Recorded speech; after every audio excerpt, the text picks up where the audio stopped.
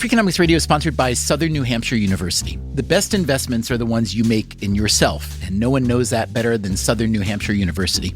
With more than 200 online degree programs, no set class times, and low online tuition, Southern New Hampshire University is built to fit your life today and set you up for success tomorrow. Education is an investment. Why not make it a smart one? Apply for free at snhu.edu/Freakonomics.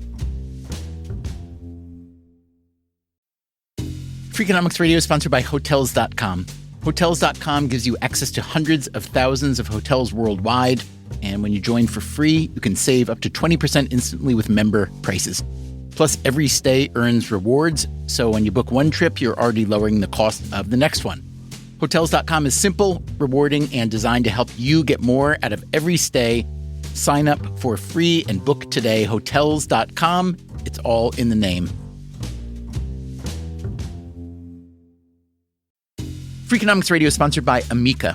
You know what they say, if you want to go fast, go alone. If you want to go far, go together. So go with Amica and get coverage from a mutual insurer that's built for their customers, one that looks after what's important to you together.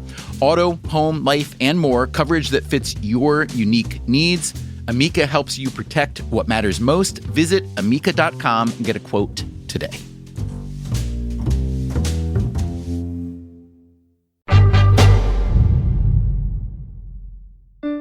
Daniel Kahneman was a celebrated and influential scholar, trained in psychology, but with a seemingly limitless way of thinking about the world.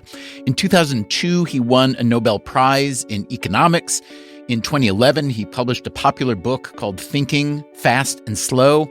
His primary topic was human decision-making, especially how we make decisions under uncertainty. His work has influenced people in government and policymaking, and medicine and finance, in the military, the criminal justice system, and more. And why were Kahneman's insights so valuable? Maybe because uncertainty is a feature, not a bug, of human existence. Whatever you do in your professional or personal life, you have to deal with uncertainty. As for certainties, well, there just aren't that many of them. Perhaps the most reliable certainty in life is death. A couple years ago, as Kahneman approached his 90th birthday, that certainty must have felt particularly salient.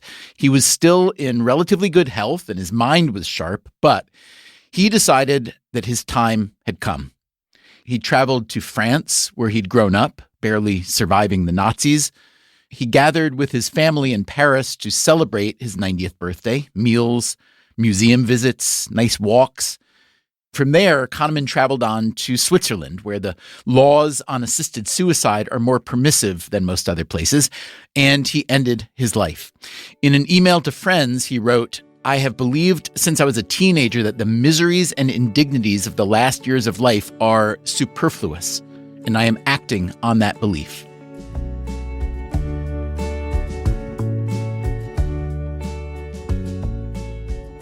Danny Kahneman made a very considered decision. That is Al Roth. He is an economist at Stanford. He, too, has a Nobel Prize. He was not rushed. He wasn't being pressed by his family and friends. On the contrary, but he had himself witnessed some difficult deaths in his life, and he didn't want to experience one. What he said to people over the course of his life was that he'd had that conviction for a long time, that he didn't want a long, lingering death.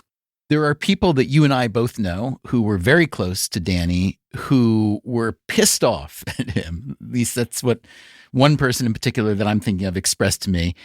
The way this person put it was, I know Danny was 90, but his physical health was decent. His mental health was very, very good.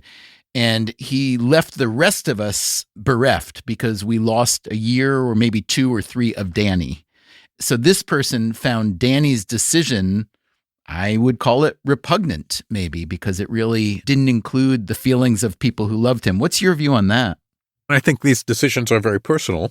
I talked to Danny several times a year. I wasn't very close. If I had been closer to him and involved in the discussion, I probably would have argued against doing it. He seemed okay to me, too. And he had a partner. He had a lot to live for. But I wouldn't want to legislate my opinions about what he should do.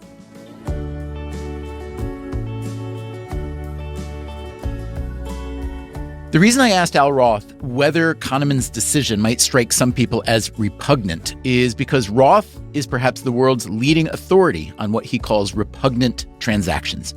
He's just published a book called Moral Economics: From Prostitution to Organ Sales, What Controversial Transactions Reveal About How Markets Work.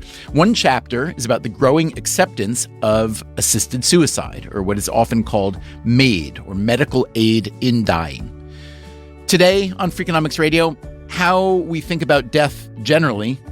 I cannot live my life to the extent of fullness until I make friends with death. We'll hear from a governor who just signed a new medical aid in dying law. I kept my personal story to myself. I never want to make policy based on my life experience. It's not appropriate. And we hear an opposing view. I think it's bad medicine, bad ethics, and bad public policy, and a grave mistake for society. At least for now, death is still a certainty. But more and more, the timing is not.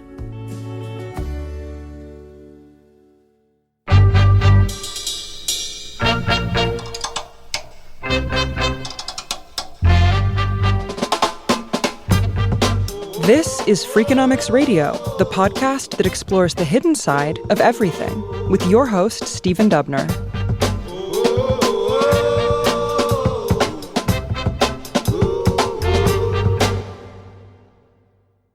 Al Roth won his Nobel Prize for his work in market design. He's best known for his pioneering research on kidney exchange programs.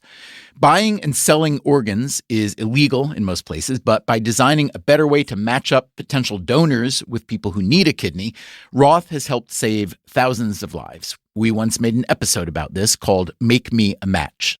When I started working on kidney exchange, there were about 40,000 people, Americans, on the waiting list for a deceased donor kidney. Today, there are almost 100,000, and there are 500,000 people on dialysis in the United States. So that means lots of people who could potentially profit from a transplant aren't even on the waiting list because the waiting list is too long and you don't live long enough. So we need more kidneys. And in the meantime, we can continue to expand kidney exchange to make it work better. In most markets that economists study, buyers and sellers are brought together by the pricing mechanism. But in some markets, people are reluctant to use prices, with kidneys, for instance. One of the curious facts of the world is not everyone agrees with economists about what should happen in the world. Does anyone agree with economists about what should happen in the world? Well, just you and me. But, if you're going to be a market designer, you have to understand the full scope. And part of the scope is that markets need social support to work well, and not all markets get social support. And we market designers have to understand that better if we want to make interventions in markets.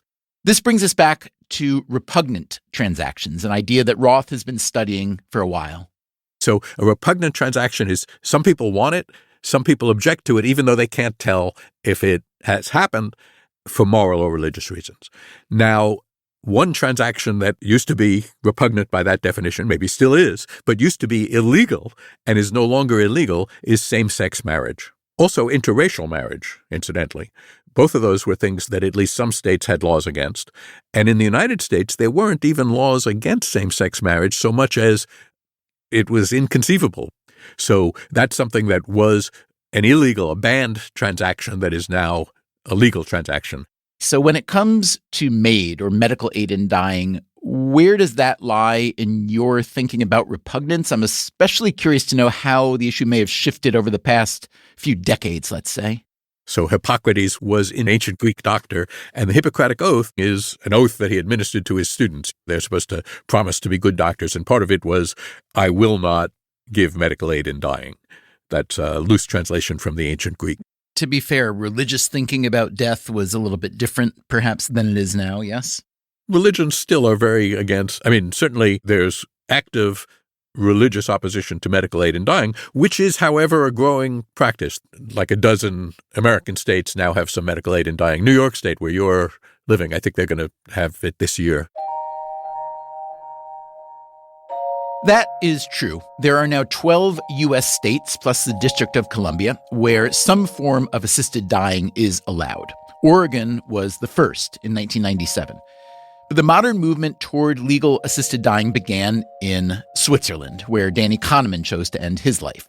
In Switzerland, it has been legal since 1942. By now, the policy has been adopted in some form in the Netherlands, Belgium, Canada, Spain, much of Australia. The American movement has had its own characteristics. There was an organization called the Hemlock Society that published a book of how-to. It was called Let Me Die Before I Wake. But the problem there, so I know people who are in this situation, they hoarded pills. They were ready. They had a plan, but then they couldn't swallow a lot of pills when they were very ill. So one of the activists for medical aid in dying was a fellow named Jack Kevorkian, who I write about, Dr. Death. And he arranged to help people when it was illegal everywhere in the United States. He arranged to help people and eventually went to prison. He went to prison because of one case in which he administered the drug rather than having the patient administer the drug, right?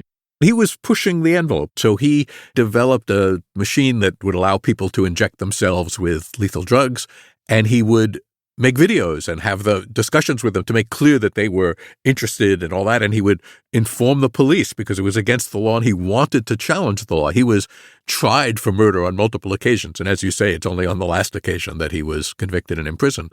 And he was on national television. He was a very public defender of medical aid in dying. It may have seemed at the time, this was a few decades ago, it may have seemed at the time that this was about to go much more mainstream than it actually did. Would you agree with that? Yes, and it's been very slow. So they're really trying to be careful that this isn't help in stopping living, but aid in dying. Okay, that's a big point that Al Roth is raising. If you want to legalize medical aid in dying, you need to do what you can to make sure the law isn't exploited or abused. In other words, you'll need to put some guardrails around the law. Earlier this year, New York Governor Kathy Hochul signed the Medical Aid in Dying Act. It is scheduled to take effect in August, and it will allow terminally ill New Yorkers with less than 6 months to live to request medication to end their lives.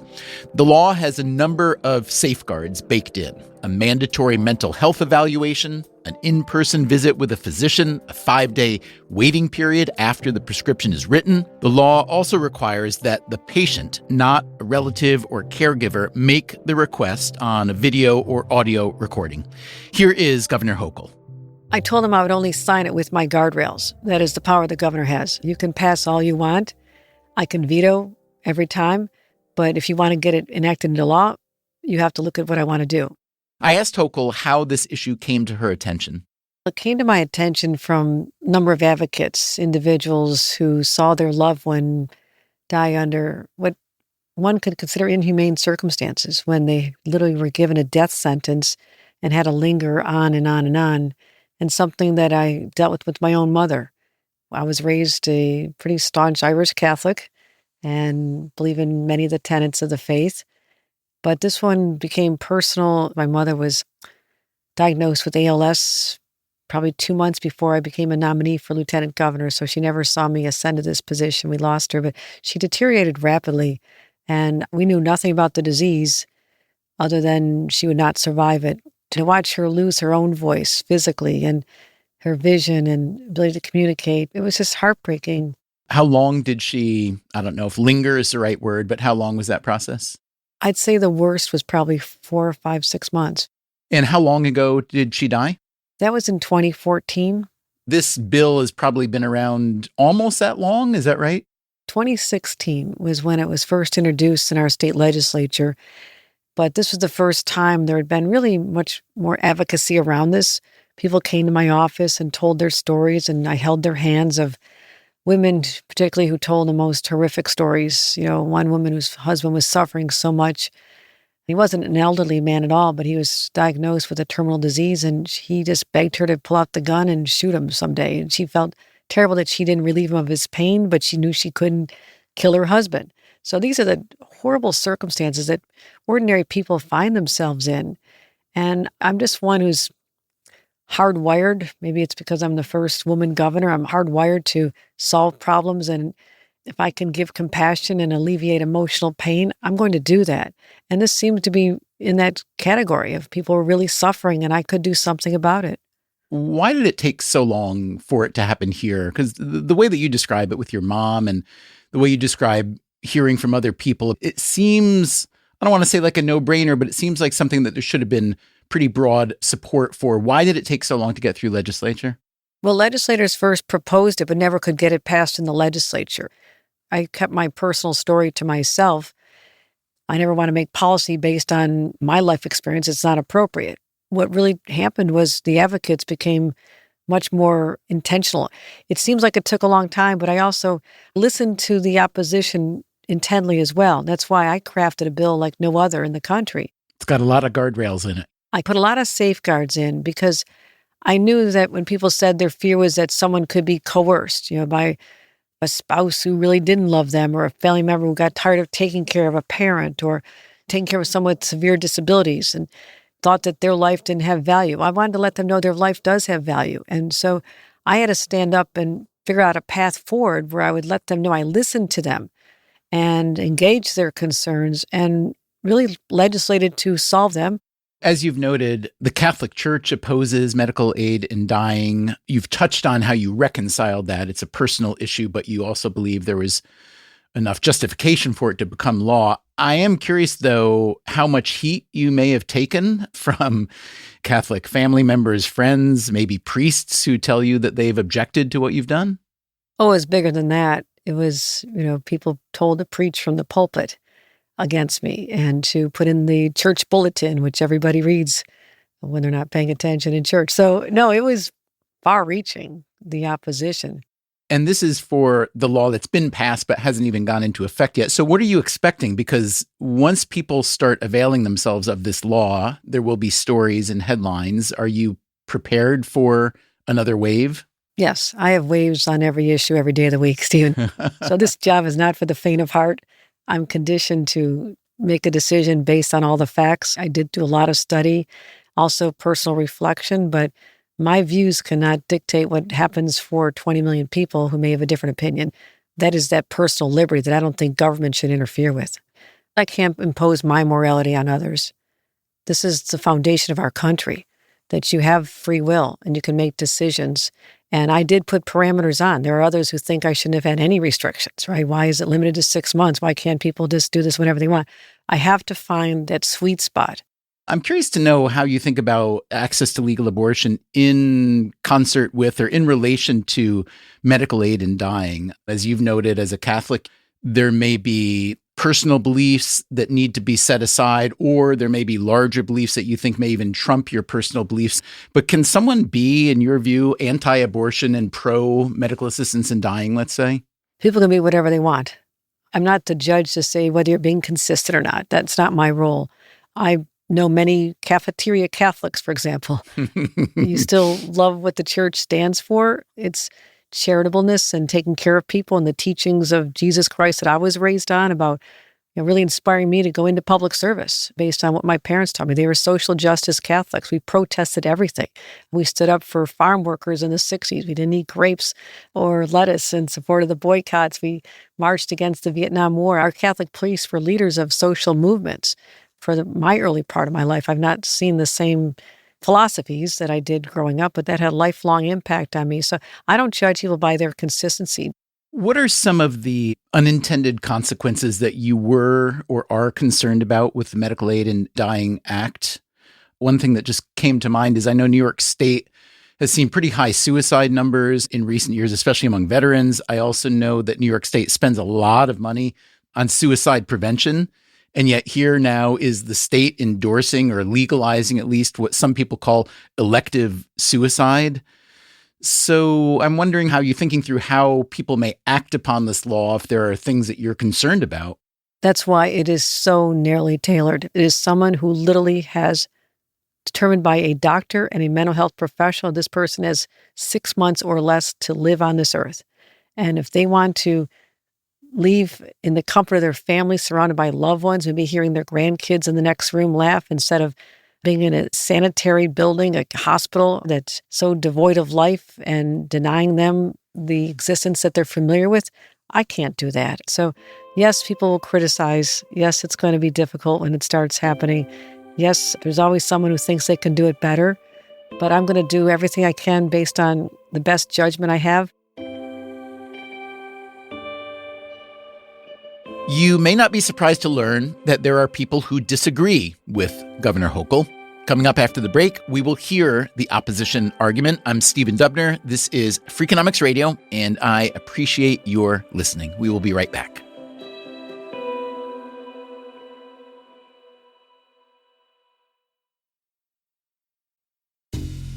Freakonomics Radio is sponsored by Southern Company. The world and its energy needs are always changing. Southern Company's commitment to meeting this demand stays the same.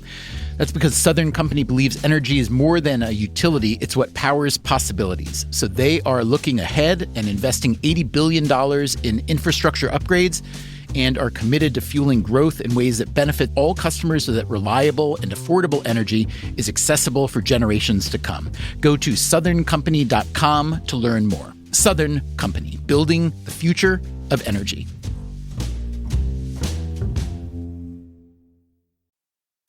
Freakonomics Radio is sponsored by Range Rover Sport, a vehicle that blends power, poise, and performance. With a distinctly British design, the Range Rover Sport is built to take on roads anywhere. Free from unnecessary details, its raw power and agility shine. Combining a dynamic sporting personality with elegance and agility, it delivers an instinctive drive. Its assertive stance hints at an equally refined driving performance. Defining true modern luxury, the Range Rover Sport features the latest innovations in comfort and convenience. The cabin air purification system, alongside the active noise cancellation, creates a new level of quality, comfort, and control. Terrain Response 2 offers 7 terrain modes to choose from, fine-tuning the vehicle for any challenging roads ahead. A force inside and out, the Range Rover Sport is available with a choice of powerful engines, including a plug-in hybrid with an estimated range of 53 miles. Build your Range Rover Sport at rangerover.com/US/sport.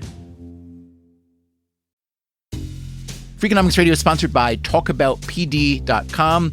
Let's talk about Peyronie's disease, or PD. It's not widely talked about, and some men may feel reluctant to bring it up, but it's more common than you would think. PD can happen when scar tissue builds up under the skin of the penis, causing a curve with a bump during an erection that for some men may lead to pain during intimacy and impact mental health. A trusted urology specialist can help diagnose PD and walk you through your options, including non-surgical treatment. Visit talkaboutpd.com.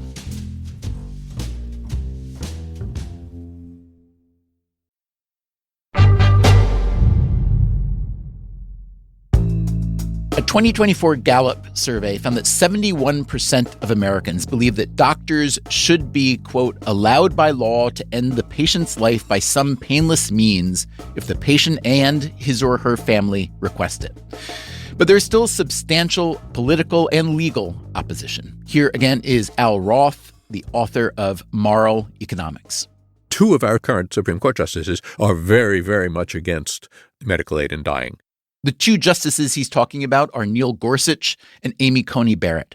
In 1997, the Supreme Court ruled unanimously that there is no constitutional right to an assisted suicide, but it left the issue largely to the states. Barrett is a Catholic. Gorsuch was raised Catholic, but now attends an Episcopal church. Barrett writes, when she was just Amy Coney, not Amy Coney Barrett, she writes about the obligations of Catholic judges.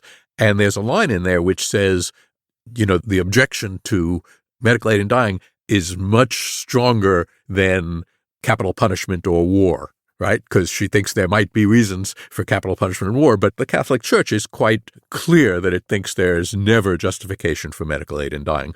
Although, the Catholic Church is also at the forefront of providing hospice care. They don't think people necessarily have to die after months of agony. They're willing to try to take care of people who are dying to ease the agony, but they don't like shortening life. And Neil Gorsuch, if I recall, wrote a book about assisted suicide, yes? He did. He thinks it's not justified. And so opponents of medical aid in dying are no doubt now looking for a case that can be appealed to the Supreme Court. Do you anticipate that 10 years from now, of course, medical assistance in dying will be legal in all 50 states and maybe federally? Or maybe do you think it's going in the other direction, or do we just not know? Well, I don't know. And the fact that we have a Supreme Court which has 2 conservative members very much committed that medical aid in dying should be illegal makes me skeptical about what I would otherwise notice, which is that medical aid in dying has a lot of appeal to a society like ours, where advances in medicine have not ended death by any means, but have allowed the dying process to sometimes go on for a long time in uncomfortable, undignified, painful ways.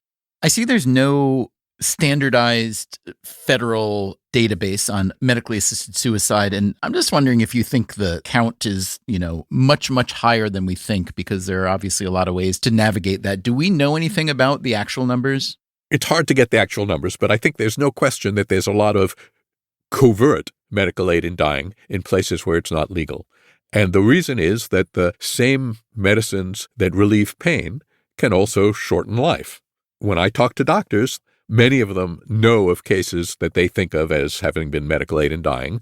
And there have been some papers, there's one from Australia, that says that when you survey doctors privately, there's quite a bit of medical aid in dying. So I think that the high numbers in Canada that are causing some backlash against the Canadian laws.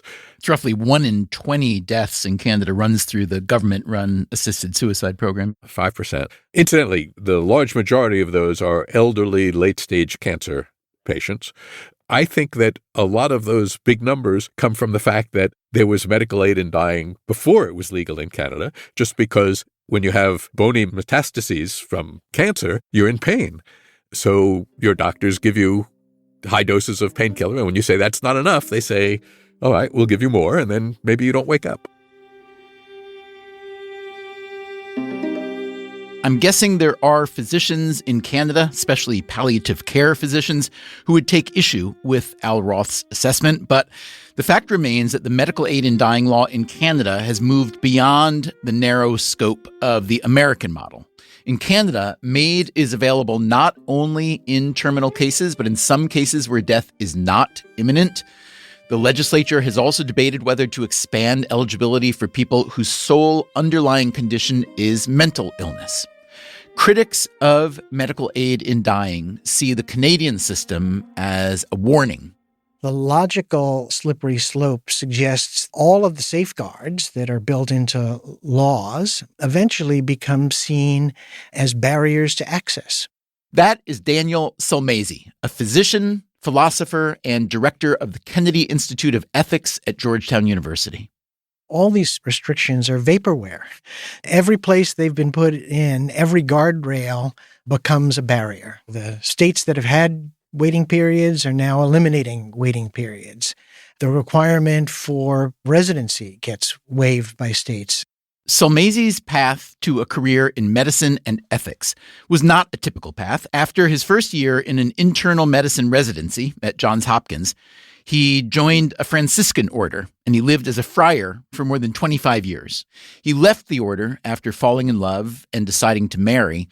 While the Catholic Church opposes assisted suicide, Sulmazy says his views come more from his experience as a physician at the bedside.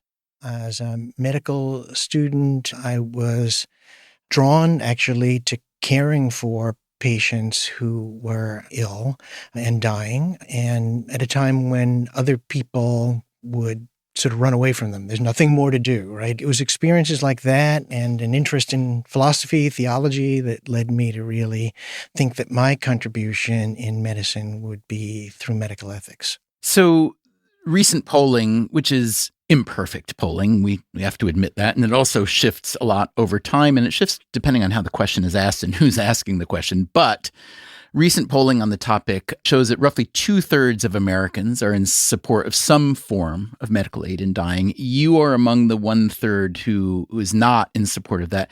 Give me the main arguments against that, please.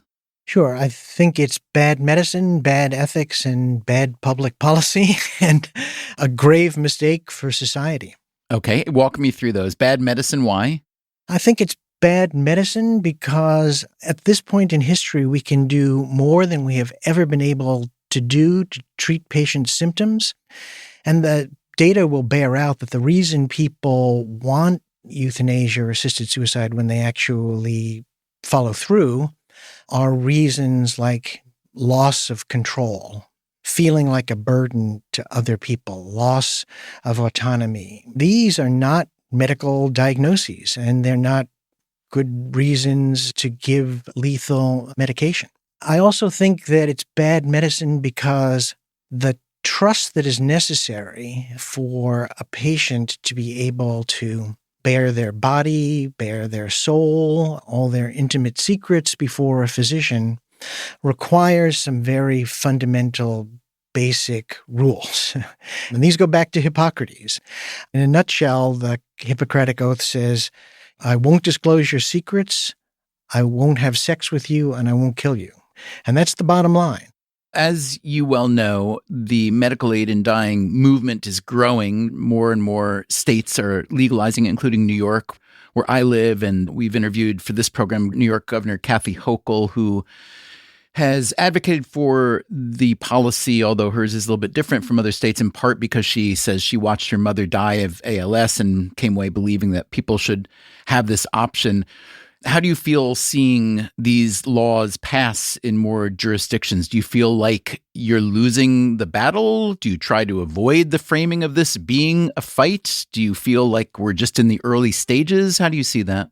I think I'm fighting a battle, and I think that it is a difficult one because of the social valuing of control.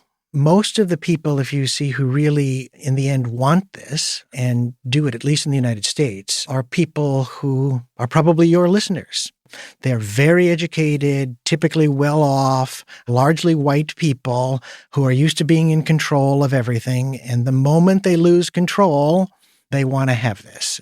They want to have it in their back pocket, even if they don't use it. And there's a sense in which they are indifferent to what the legalization of this does to countless other people. Like you probably saw in New York as in other places, the way in which the disabled community really is very fearful of these kinds of laws. And it's not because they think they're going to be lined up in wheelchairs and forcibly injected, but the fact that people say, what's most important, and the state has now given sanction to this, is being in control, being independent of other people, not having disfigurement, being in control of your bowels, right?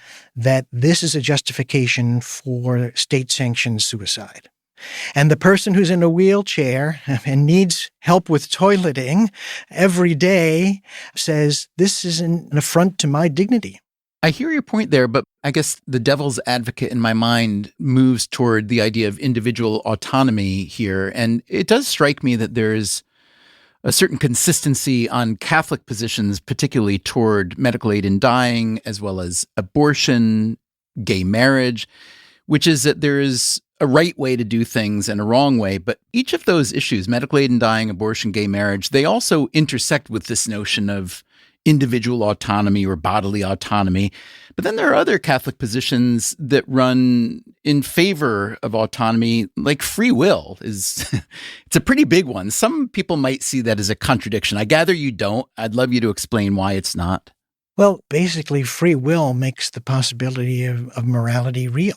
If you don't have free will, then there is no choice. And if there is no choice, there's no possibility of assessing praise or blame in what any of us do, right? Aristotle says that ethics is about what to do when what to do is up to us. So to have a system of morality, you have to have a concept of free will. But then you have to ask, what is the purpose of free will, right? Why do we have the possibility of choosing? And how do we use that freedom? Things aren't right because we choose them. We choose them because we think they're right. And we have to admit that we can be mistaken in our moral views, right? And that's the way in which I would talk about this. Another thing I wanted to mention, particularly this is Freakonomics, right, is some of the economics of assisted suicide and euthanasia. Shortly after the Canadian court decision that required the legalization of euthanasia there were already health economists publishing papers on how great this would be for the financially strapped Canadian healthcare system. One of my colleagues has said, if your healthcare system isn't giving you the kind of care at the end of life that you need, then for God's sake, change your healthcare system. Don't commit suicide. Do you think there's going to be the momentum that gets an issue like this to the Supreme Court? And if so, how do you see that playing out? I doubt it's going to get to the Supreme Court again. They said it goes to the states, right? And the states are the places where this is being played out. What I think you're beginning to see is a map that looks a lot like the abortion map, a red state, blue state distinction on places where this is permitted and where it's still banned. Do you feel that this is an argument that you and your like-minded colleagues are losing, though? I think that arguments matter and ideas matter. And even if the case is that states are continuing to legalize this, that eventually we'll come to our senses as a society and I will be justified. I don't know how far it's going to go before that happens. I think it's a symptom of something more deeply wrong with our society. What would that wrong be? I think it is a sense that being in control is the most important thing in life. And that's very American. If being in control is the most important thing, it's a pretty paltry philosophy, right? You can't control who your biological parents were. You can't not die, and you can't make somebody love you, right? Because at the moment that it's not a free choice from them, but you're in control, then it's no longer love. So if control is the most important thing, it's something that can't account for birth, death, or love, and that's a problem.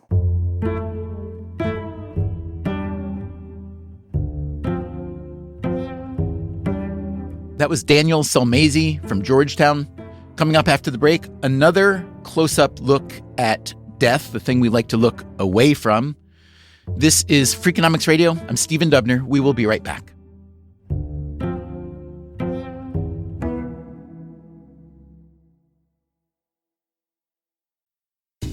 Freakonomics Radio is sponsored by Drip Drop, trusted by firefighters, medical professionals, and over 90% of top college and pro sports teams. Drip Drop is doctor-developed, proven fast hydration that helps your body and mind work better. Think support for busy days, long workouts, and everything in between. Drip Drop uses science-based formulas for rapid hydration so you feel results fast while getting 3 times the electrolytes of leading sports drinks. There are 16 original flavors and 8 zero sugar plus options that use a breakthrough formula with an advanced blend of 6 key electrolytes, 15 essential vitamins and nutrients, and no sugar or artificial sweeteners. And to make it easy, Drip Drop has flexible subscription options so you're never stuck without proven fast hydration. Right now, Drip Drop is offering podcast listeners 20% off your first order. Go to dripdrop.com and use promo code Freakonomics. That's dripdrop.com, promo code Freakonomics for 20% off. Stock up now at dripdrop.com and use promo code Freakonomics. Freakonomics Radio is sponsored by Figure. Did you know that 40% of homeowners own their home outright? If that's you, don't let your equity sit idle. Tap it with a home equity line of credit. Figure, the #1 non-bank HELOC lender in the U.S., helps tap equity you've built in your home so you can do things like tackle a renovation or pay down debt. HELOC is a line of credit secured by your home. You can draw what you need, repay, and draw again. Figure offers a 100% online application. Get approved in 5 minutes and funding in as few as 5 days. It's faster than a bank loan and cheaper than a personal loan. Check your rate today without impacting your credit at figure.com/Freakonomics. This post is sponsored by Figure, NMLS ID 1717824. Figure is an equal housing lender. For more information about their licensing, visit nmlsconsumeraccess.org. Figure's HELOC is subject to credit approval and terms apply. Freakonomics Radio is sponsored by LinkedIn Ads. Ever invested in something that didn't live up to the hype? Marketers know that feeling. They optimize for the numbers that look great, like impressions, but then they don't see revenue. LinkedIn has a word for that: bull spend. Instead, you can get the highest ROAS of major ad networks with LinkedIn. Cut the bull spend, advertise on LinkedIn. Spend $250 and get a $250 credit. Go to linkedin.com/Freakonomics. Terms apply.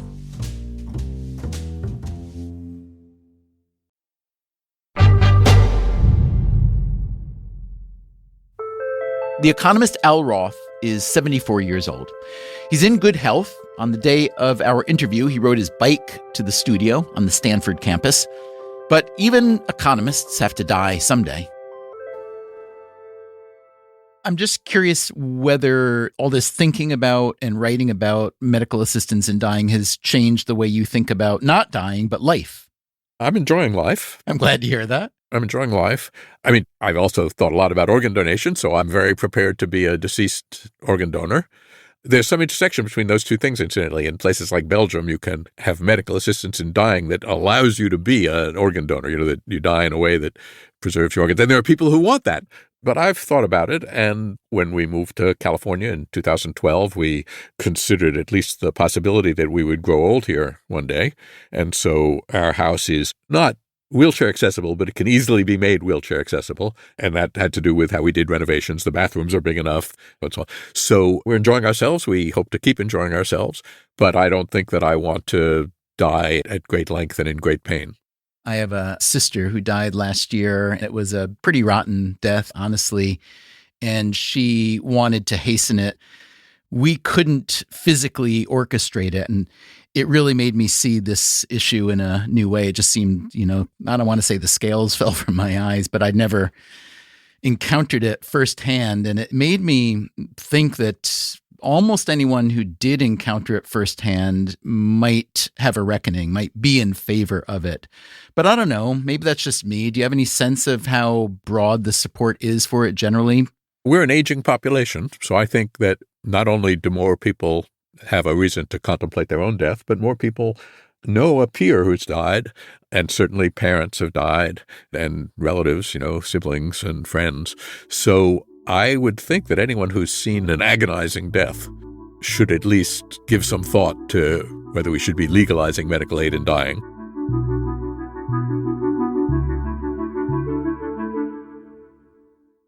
So may I wave my wand and go into a perfect scenario? Please. The perfect scenario would be bringing back the awareness that end of life is a natural part of life's journey. And 100 years ago, this skill of caring for somebody at the end of life was handed down from a grandmother to a grandchild. It was a communal event. We knew how to do it. So if we can bring that skill back now, we can have the opportunity to have that end of life go as well as possible. That is Suzanne O'Brien. She used to be a hospice nurse, and now she works as what is called a death doula. I am the founder of Doula Givers Institute, and I'm also the author of The Good Death, a guide supporting your loved one through the end of life. First of all, Doula Givers Institute, I know doula from birthing, but we're talking now about doula at the end of life. So what is a doula giver? Is that the phrase that you typically use? Or death doula? What is the phrase you prefer? So Doula Givers is the unique name to my education and my institute, but it really is about a death doula, which again, you had said about a birthing doula, very similar in the experience. And I know they're very different as well, but bringing somebody into this world holistically, think about the preparation we put into that, and then we don't do anything right now towards the end of life. I don't think anyone, when they're younger, says, I'm going to grow up and be a death doula. I just don't think that's one of the options. At least it's not right now. I did grow up in a medical family. My father was a doctor, a surgeon. There was a day where I said, you know what, I think I'm going to become a nurse, and this is the reason why. I feel that becoming a nurse could have purpose on a daily basis. I could be making a difference with what I do. Plus, I could do lots of different type of nursing, and also I can, live different places. So it sounded good in that sense. 6 months into working at the hospital after I graduated, 3 years of nursing school, I remember the day I realized I was never going to get the fulfillment from nursing that I thought I was. And I thought, what am I going to do? How come? Why were you not getting the fulfillment? I have to tell you that our healthcare system is struggling. It's fragmented. We have way too many patients. We have very little actual time with the patient. It's about documentation. It's about passing medications, but also watching patients and families not have the education or the support or the time. And I really will say that time is our greatest medicine when we really can support people with presence and compassion and also education for aging well and symptom management. And it's just not available. And also it was just a burnout. The whole thing was an eye-opener to me. And I heard a little voice that said, go to hospice. And I remember thinking, first of all, why am I hearing that? I have no end-of-life experience. But when I thought about working with people at the end of life, there was something that was so connected. The very first day I went out to see hospice patients, I knew I was in the exact place I was supposed to be in my life. O'Brien worked in hospice care for many years, but she ultimately found that wasn't quite right either. The current hospice model relies on 98% of the hands-on end-of-life care being done by the family caregiver. And so hospice, we can talk about how it started, but based when the reimbursement model came through, which I believe the hospice benefit came in 1982 with Ronald Reagan. That's right. Yeah. It changed everything. So in one sense, they said, well, now everyone has access, right? So that's like the big banner, and that sounds great. So the hospice model today is that the hospice nurse is supposed to teach the loved ones how to do that end-of-life care. When I was a hospice nurse, I had about 1 hour once a week to teach that care. There's this perfect storm that's happening right now, the late time that people are getting admitted to hospice, the fear of death that's prevalent, and I'm there for 1 hour once a week. What can really be done there? It's not working well. And that's when Suzanne O'Brien discovered a different model, the doula model. Death doulas are still a pretty loosely organized profession. There's no national licensing system, no official count of their numbers. The hourly wage varies from around $25 to $150 an hour. O'Brien offers free training through her Doula Givers Institute. Over 16 years, we've had over 400,000 people from 39 countries take that training. So there are around 2.5 million Americans over age 60 who die every year. How many death doulas are there in the country? Not enough. Death is not a medical experience. It's a human one. And we just forgot that. It sounds like you want a revolution. Yes, of love and of care and of compassion and of presence and of bringing death back to the sacred natural experience it was meant to be. So I'm guessing that almost anyone listening to this who's either thinking about death themselves or for a loved one, they're thinking, well, gosh, yeah, sure. A death doula sounds fantastic, but there aren't that many of them. How do I get one? And oh, by the way, isn't this going to be very expensive? So how does the death doula occupation intersect with the healthcare industry? Is it part of insurance and other coverage like that? So it's not reimbursed by insurance, and that's a great thing. Why? Because if it were, then it would be put in every one of those categories where we'd have to see 10 or 15 people and we'd be rushed and it wouldn't have the value, right? So what the difference is that hospice is the medical manager of that case. They don't have a lot of time. It's not their fault. The death doula is educated in medical terminology, medical disease processes, the progression. So think of it like this. They act as the eyes and ears for that hospice team that can't be there. They can alert them at the first time of change. They can reinforce the patient teaching. And it is a self-pay, but I know that our doulas, they have people on sliding scales and they have other things. But I do want to point out this, if I may. The average cost of a funeral, and again, in the United States, is between $7,000 and $11,000. If you took a fraction of that money and put it towards some care when you needed it, the difference that could make. So I think sometimes it's how we choose to allocate the money. I remember going on a volunteer trip to Zimbabwe to be a hospice nurse to go help them, right? The average age of a woman's life was about 42 at the time. 7-year-old children were taking care of end-of-life parents. They don't have the medications and all of the equipment that we have, but what they did have was education, and they did have time. It was so effective. I came back to the United States, wrote this program, went into my CEO of my hospice and said, end of life is not going well for most of the patients. What about this training from 3 phases of end of life, the interventions to use, everything that I've learned from bedside? He said, this is great. We can't use it. I said, why? He goes, we won't get reimbursed for it. So it won't fit into the model. So how does your work as a death doula intersect with what's called assisted suicide, medical assistance in dying, elective suicide? There are many, many phrases over the years. I can't really tell from your work whether you would be necessarily opposed to medical assistance in dying. Tell me how you feel about the concept of choosing when and how to die on your own terms.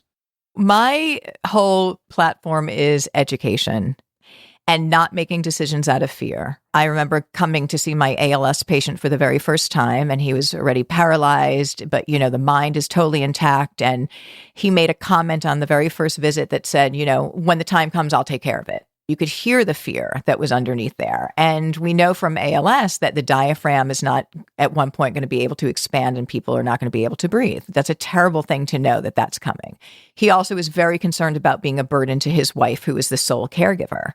And so I knew building the trust with him, but also educating them on the medications we have for breathing issues. And when it became more challenging that he would need more medication, but then be in a sleeping coma, and that we would be here to support his wife. So when I hear medical aid in dying from the experience that I've had, there is an undercurrent of fear and wanting to be in control. And I want to address the fear and the control issues for people. I'm not saying it's not a choice, but I want you to be making it subjectively with a clear, sound mind. People are out there fighting for medical aid in dying, like really fighting to get their laws passed. And I'm like, you have things available if you know what they are and how to access them right at the ready. When somebody has brain cancer or some kind of intractable pain, which does happen, we need more medication. They need to know to ask for it. And that's part of the gap with the education of families.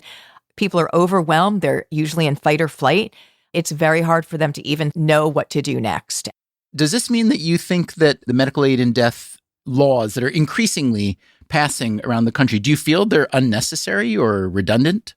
No, I think that you can have them. I think that in certain circumstances, absolutely. But here's an interesting statistic. 61% of the people who get the medications to end their life do not use them. Interesting.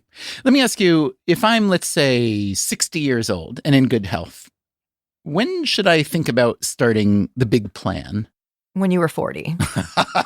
I'm really not trying to be funny. I'm not trying to laugh either, but I am. But sooner rather than later. And why do I say that? Because I cannot live my life to the extent of fullness until I make friends with death, that it's going to happen one day. When I started working with people at the end of their lives, my life changed overnight.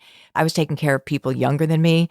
I started to live with a very different level of gratitude for everything. No longer it was like, oh, I have to go to the gym. It's like, I get to go to the gym. I also treat each day like one little lifetime because this is the only one that I know. So finding those moments of joy, presence, purpose, and gratitude, and it's completely changed my life. Don't sweat the small stuff. Forgive and receive forgiveness. This is like one of the biggest tools that I could ever tell people. And be able to know that, at any time, this journey as we know it can come to an end. What are you willing to leave undone? And if you're not willing to leave it undone, get to it now.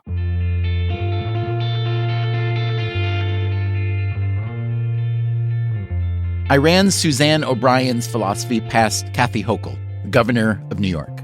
So some people in the, I guess you'd call it the death and dying community, say that, yes, medical aid in dying is a good option, but that the real problem is our overall approach to death and dying, that we modern people just don't handle it very well. We don't really know how to usher someone into death, as someone said, the way that earlier generations did.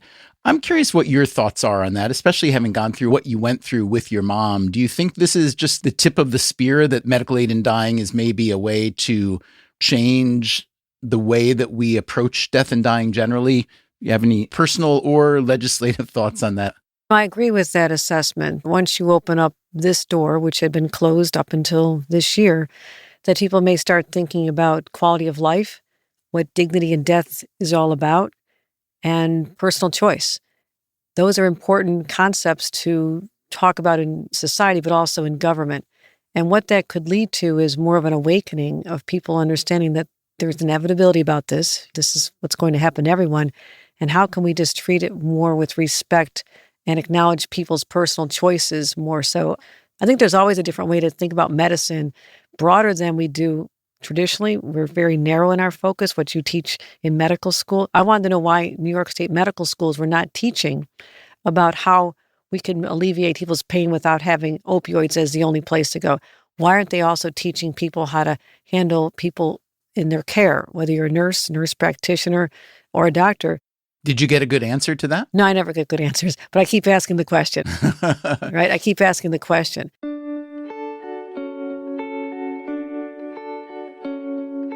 I appreciate anyone willing to ask hard questions, and I'm sure you do too. My thanks to Kathy Hochul, Suzanne O'Brien, Daniel Solmazy, and Al Roth. And thanks especially to you for listening. I firmly believe that the Freakonomics Radio audience is one of the best audiences in this weird, fractured media environment, which leads me to one more thing. In July, I am launching a new project, a video show that I've been working on for a while. All of us at Freakonomics Radio are really excited about it, and we're looking for listeners who want to pre-screen each episode and share feedback. We're still in stealth mode, so we're only going to select the first 100 people who sign up to participate. If you are interested in being an extension of our crew, go to the link in the show notes. And thanks. Coming up next time on the show, one of the most polarizing and ambitious figures in American higher education. Not everybody agrees with me on that, but my strong belief, and I think there's increasingly evidence now, that we have a problem. A conversation with Daniel Diermeier, the chancellor of Vanderbilt University, who is trying to solve that problem. That's next time on the show. Until then, take care of yourself. And if you can, someone else too. Freakonomics Radio is produced by Renbud Radio. You can find our entire archive on any podcast app. It's also at Freakonomics.com, where we publish transcripts and show notes. This episode was produced by Dalvin Abuaji and Zach Lipinski. It was edited by Gabriel Roth and mixed by Jake Loomis, with help from Jeremy Johnston. The Freakonomics Radio Network staff also includes Augusta Chapman, Eleanor Osborne, Ellen Frankman, Elsa Hernandez, Ilaria Montenacourt, Mandy Gorenstein, Peter Madden, and Teo Jacobs. Our theme song is Mr. Fortune by the Hitchhikers, and our composer is Luis Guerra. As always, thanks for listening. You ready to roll? Let me just finish swallowing a cough drop first. The Freakonomics Radio Network, the hidden side of everything. Freakonomics Radio is sponsored by Ozempic. Innovation happens through rethinking what's possible, and when it comes to GLP-1s, Ozempic pill does just that. Learn more about Ozempic semaglutide tablets, 4 and 9 milligrams, by calling 1-833-OZEMPIC or visit Ozempic.com to view the medication guide and ask your doctor what's possible with FDA-approved Ozempic pill. Ever walk past a place for rent and wish you could just take a peek inside? Maybe even explore the layout. Envision the natural light streaming through the windows. Or plan where your vinyl record collection would go. At Apartments.com, you can. With tools like their 3D virtual tours, you can see the exact unit you could be living in. Really envision yourself in your new home with Apartments.com, the place to find a place. That refresh you've been putting off until the right deal came along? It's here! Wayfair's Black Friday and July sale is happening now, so you can finally get the style you've been waiting for less. Get up to 80% off area rugs and up to 60% off outdoor and bedroom furniture. Shop Wayfair's huge selection of styles and find the piece to fit your style, budget, and space. Plus, free shipping. Black Friday in July ends July 27th. Shop today at Wayfair.com. Wayfair, every style, every home.